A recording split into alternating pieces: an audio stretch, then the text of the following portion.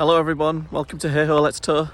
This is just a quick video because I've been getting lots of questions on social media and in the comments from some of our videos on updates on various things to do with the caravan and the tow car and stuff like that. So hopefully this will answer all your questions.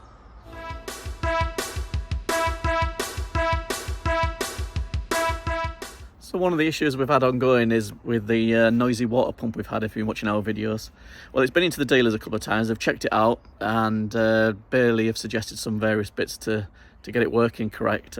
And what they've done is they took it into the workshop a couple of weeks ago and they've replaced a micro switch and 2 contact strips. They've tested it all out and apparently it's solved the problem. So hopefully that's the end of our water pump issues. We'll obviously when we go away next we'll test it out and we'll let you know how that goes. So another ongoing issue we've had that everyone's hopefully aware of is the problems with the clutch pedal on the or the clutch with the tow car that we have.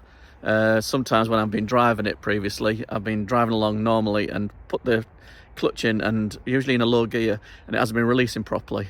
It went into the garage, they checked out, could find nothing wrong with it. They changed the fluid in the clutch and they said that could solve it because sometimes there's an airlocks apparently. But ever since, for the last few weeks, last couple of months, and towing the caravan a couple of times, not had a single issue. So hopefully that's resolved, but we shall see. And another issue that we had with the tow car was something to do with the electrics in it. Sometimes the electrics would blow to do with the park pilot. And then when we tried to tow, none of the electrics would work to the caravan when we hooked it up.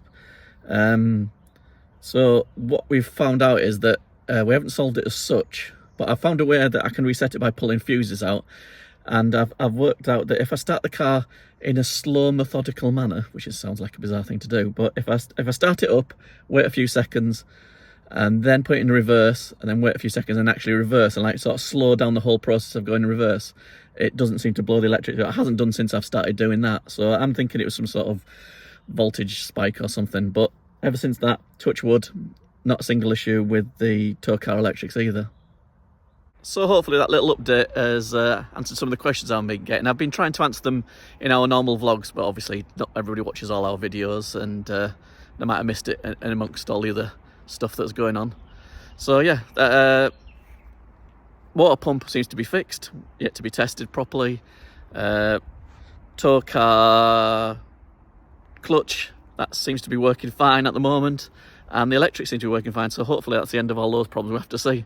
Watch this space. But anyway, what I wanted to say was thank you everyone that's been watching the channel. It's really good seeing loads of people watching us and commenting and supporting us. It's been really, really sort of blown our minds a bit. So we're glad that people watch. I hope you're enjoying all the videos and stuff. And one thing that just popped into my mind actually, caravan insurance. Now we're insured by Ripe. I've heard good things about them, really good price.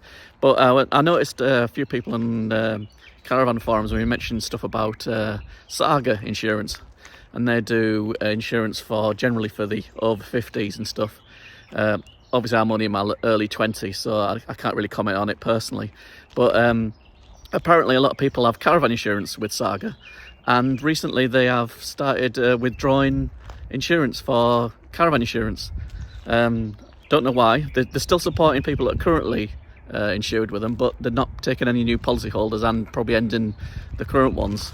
They're still insuring motorhomes, so it makes you wonder why they're not insuring caravans anymore. It must not be profitable, because you only insure people if it is profitable. Is it to do with the number of caravan burglaries, or they're just reshaping the business? Is it something to be worried about? Will other insurers follow suit? I don't know. It just popped into my mind. So if you are a Saga one, you might want to check what the status of your insurance is, and I wonder if anybody in the insurance industry or anybody in the caravan industry can answer why they're not insuring caravans anymore, but continuing to insure motorhomes, etc. Very strange. But anyway, enough of me waffling on. I hope you've enjoyed this little video. Make sure to like, subscribe, and check out that video there, because that's a really good one. And even better, check that one there, because that's, well, I'd say that's one of our best, so make sure you check them out. Bye.